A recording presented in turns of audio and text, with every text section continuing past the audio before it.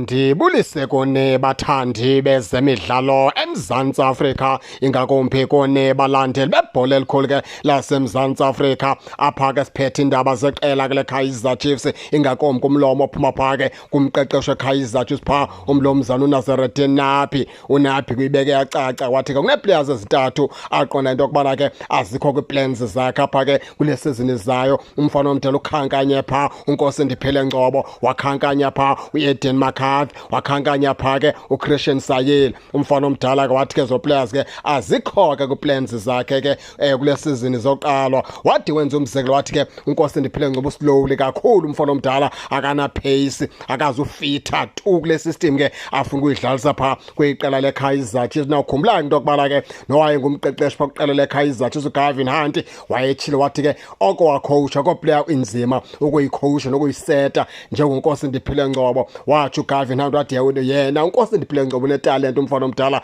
qha into embetha kakhulu livila, into embetha kakhulu slowly umfana omdala akana pace. Wathi uGavin Hunt xa umseta uNkosi Ndiphile Ngcobo funeka wenze sure into yokubana ke une-players ezithize ezizawugada yena, ezizawuxakamezela yena, zincede yena umfana omdala. Wathi walibeka wathi ke kule bhola namhlanje kwawuba nzima into yokubana afithe uNkosi Ndiphile Ngcobo, ngoba ibhola namhlanje ine-pace, ifuna abantu ababalekayo, ifuna abantu abafast, ifuna ke abantu abanomdlandla, ifuna ke abantu ke abanala nto kuthiwa sistamina abaphulaphuli ke, ifuna abantu ke abalala nto kuthiwa ke ngumdlandla, abantu ke ababalekayo, abanepace, aba-athekayo. Wayibeka kanjalo ke naye ke phaa uGavin Hunt.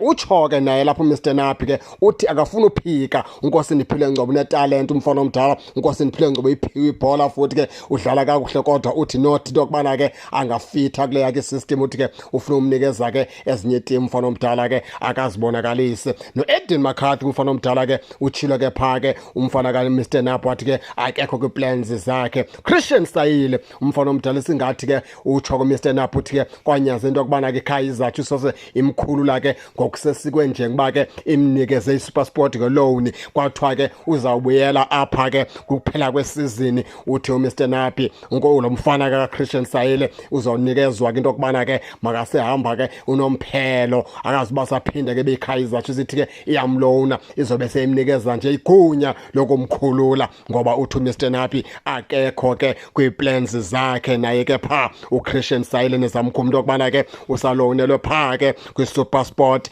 United. Injalo ke baphulaphuli ke nani ke ningake ningene nitshone into yokubana ke niva njani. Ningakhohlwa usubscribe kule channel ukuze ningaphoswa zezemidlalo endizanothulela zona kwixa elizayo kakuhle babukeli.